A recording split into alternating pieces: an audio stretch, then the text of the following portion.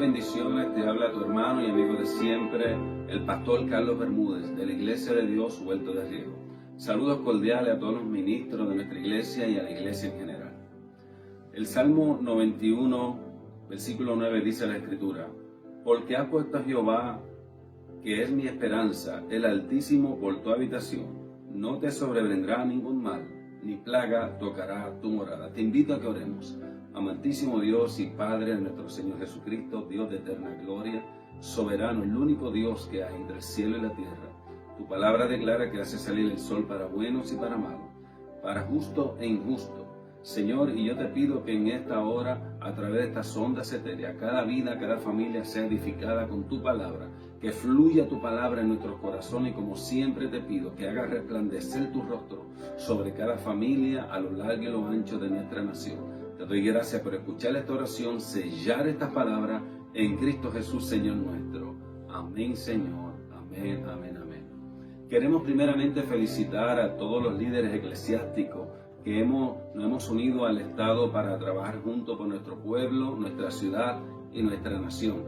La Iglesia de Jesucristo no está escondida.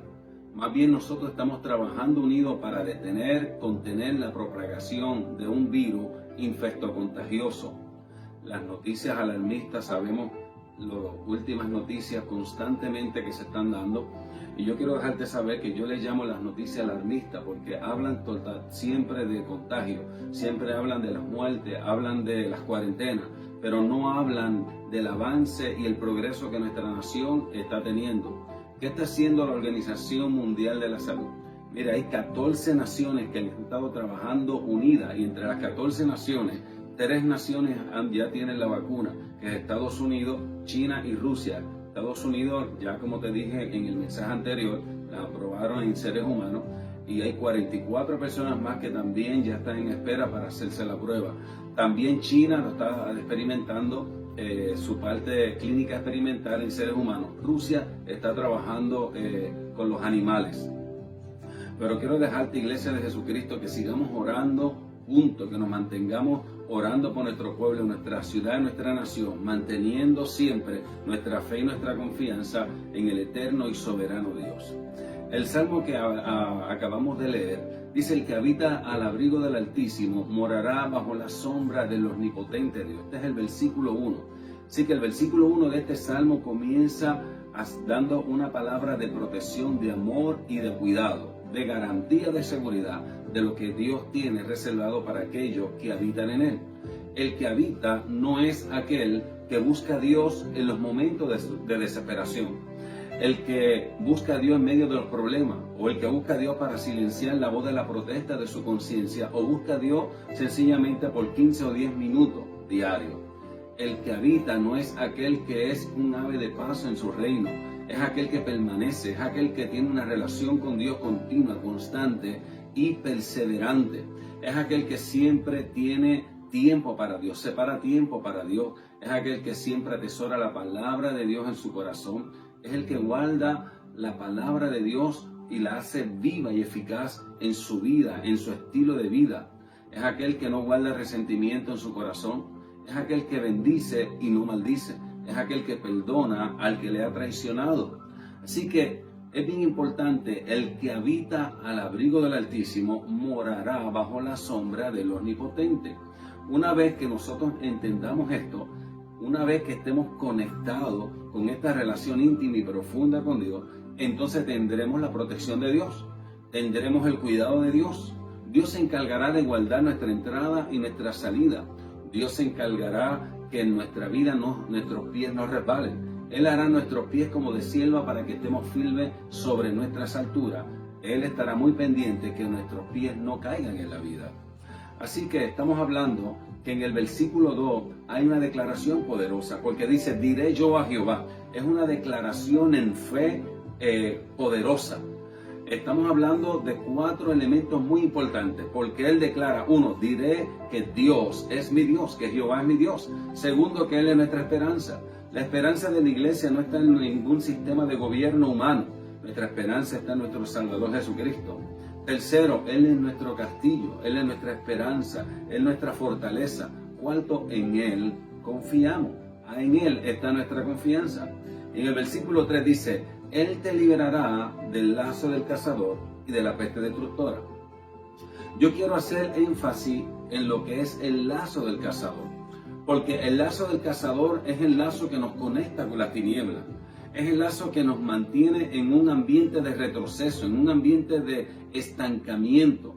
Cuando el lazo del cazador está sobre nuestro cuello, vamos a tratar de seguir esforzándonos en la vida en un proceso de progreso, y finalmente, después de tanto esfuerzo, vamos a encontrar que estamos en el mismo lugar. Entonces no hay progreso en nuestra vida profesional, no va a haber progreso en nuestra vida espiritual ni en nuestra vida emocional. Entonces posiblemente es que el lazo del cazador está sobre nuestro cuello. Ahora, ¿cómo el lazo del cazador nos puede alcanzar?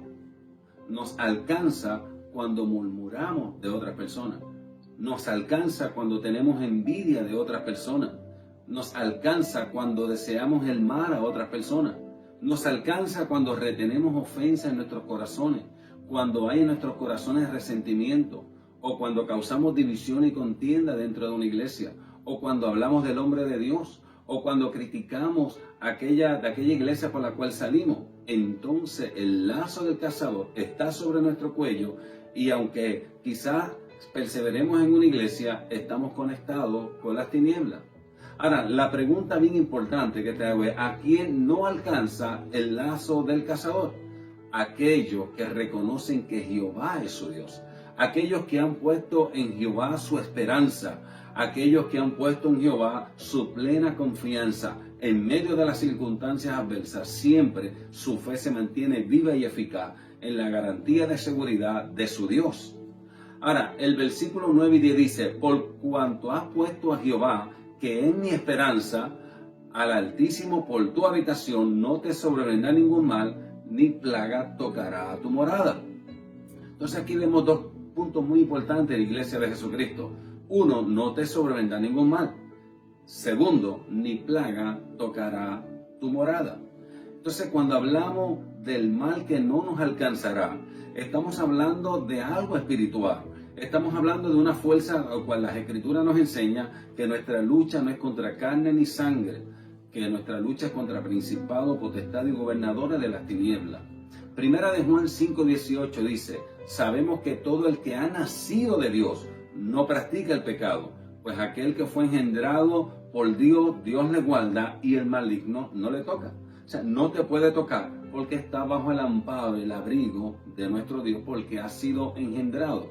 ¿Qué es ser engendrado? ¿Qué es ser nacido de nuevo? Es cuando el Espíritu Santo toma nuestro espíritu, nuestra alma, y por la obra sobrenatural y milagrosa del Espíritu Santo se realiza en nosotros el milagro de la regeneración.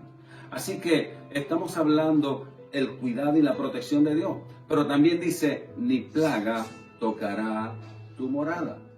Así que esto es una promesa gloriosa de amor, de cuidado y de protección para la iglesia de Jesucristo. Cuando hablamos de plaga, ¿de qué estamos hablando? Estamos hablando de la aparición masiva y repentina de microorganismos que de la misma especie causan graves daños tanto a la población como a la flora y a la fauna. El Señor está diciendo, este tipo de plaga no tocará tu cuerpo, no tocará tu morada. Ahora, es bien importante que entiendas esto. Esto es una promesa del Señor, pero no podemos utilizar esta promesa del Señor para salir abiertamente y entrelazarnos entre aquellos que están contagiados por algún tipo de plaga. Proverbios capítulo 22, versículo 3 dice, el avisado ve el mal y se esconde, mas el simple pasa y recibe el daño. Por lo tanto, tenemos que estar en alerta y respetar las leyes terrenales. Iglesia de Jesucristo, obedezcamos las leyes terrenales. Romanos capítulo 13, versículo del 1 al 2 dice, sométase toda persona a las autoridades superiores, porque no hay autoridad sino de parte de Dios, y las que hay por Dios han sido establecidas, de modo que quien se opone a la autoridad está resistiendo a Dios, y todos los que resisten acarrean condenación para sí mismos. No seamos rehenes del miedo, ni esclavos del temor. Conocemos lo que es la palabra de Dios en nuestra vida.